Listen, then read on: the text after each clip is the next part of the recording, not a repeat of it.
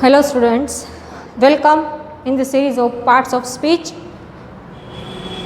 Today is our third lecture of parts of speech. In first lecture, we learn overview about parts of speech. In second lecture, we learn in detail about verb. If you haven't seen our first and second lecture, go and visit our playlist and see the lecture. Here we are going to discuss about noun. What is noun and the types of noun. So let's start about noun. The definition of noun is that noun is just a name of things, animal, feeling and place. Noun is just a name of things, anything, an animal or a feeling and a place. The types of noun is divided by things, animal, feeling and place. So let's discuss about the types. First one is proper noun or common noun. Proper and common noun. What is proper noun and what is common noun?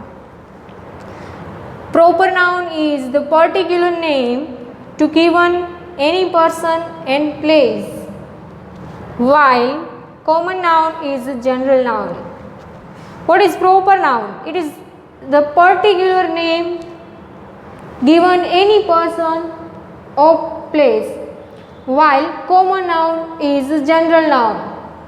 It is not used for particular place and particular person. See the example: Friday, October, India, Raj. Day, month, country, person or man. Can you see the difference? Yes, think and find the difference between them. Friday, October, India, Raj, all are proper noun. Day, month, country, person, all are common noun. You can see that the first letter of proper noun is always capital. The first letter of common noun is always small. This is the first difference. And can you find the second difference between them? Yes, think about it. Can you guess it? Yes. The second difference is we cannot make plural of proper noun, but we can make plural form of common noun. Days, months, countries, men, persons, we can say that. So there are two main difference between proper and common noun, that we cannot make plural form of proper noun and we write the first letter always capital of proper noun. In common noun, we can make plural form and the first letter of common noun is always small. Hope you can understand the proper and what is proper and what is common noun. Second one is concrete and abstract noun. If you say concrete or abstract noun, we can't touch it but we can feel it. We cannot touch abstract noun, we can only feel it. Love is a powerful feeling. You cannot touch anybody's love. You cannot touch anybody's joy, anybody's happiness, anybody's sadness. You cannot touch. See, touch here, he is sad. You cannot say that. You only feel that. Whenever you feel any noun, it is called abstract noun. We have a noun that happy, sad, honesty, love, hate, All are abstract noun. Love is a powerful feeling. Here, love is abstract noun. You are happy.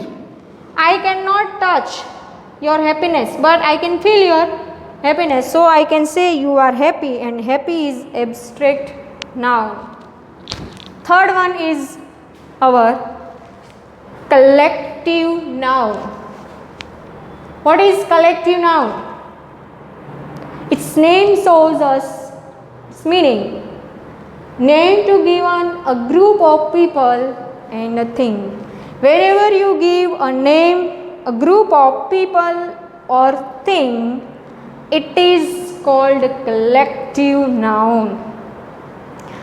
We have so many players, at that time we can say a team. So team is the name of given a group of players. So team is a collective noun. Staff is a group of employees. A group of employees is called staff, and class a group of students, a gang, thieves a group of thieves, it is called gang, army a group of soldiers is called army, and bunch a group of things, it is called bunch. So what is collective? A group of people and thing, it is called collective noun. So whenever you use the collective noun, be careful what we say. You can say the class, this means the group of students. Yes. Fourth one is countable and uncountable noun. What is countable and what is uncountable? If we can count, it is called countable, and if we can't count, it is called uncountable. Let's see the difference between them. Pen, book, man. We can. Fourth, countable and uncountable noun. What is countable and what is uncountable? Which we can count, it is called countable, and which we cannot count, it is called uncountable noun. See the difference. Pen, book, man. We can count them, so it's a countable noun.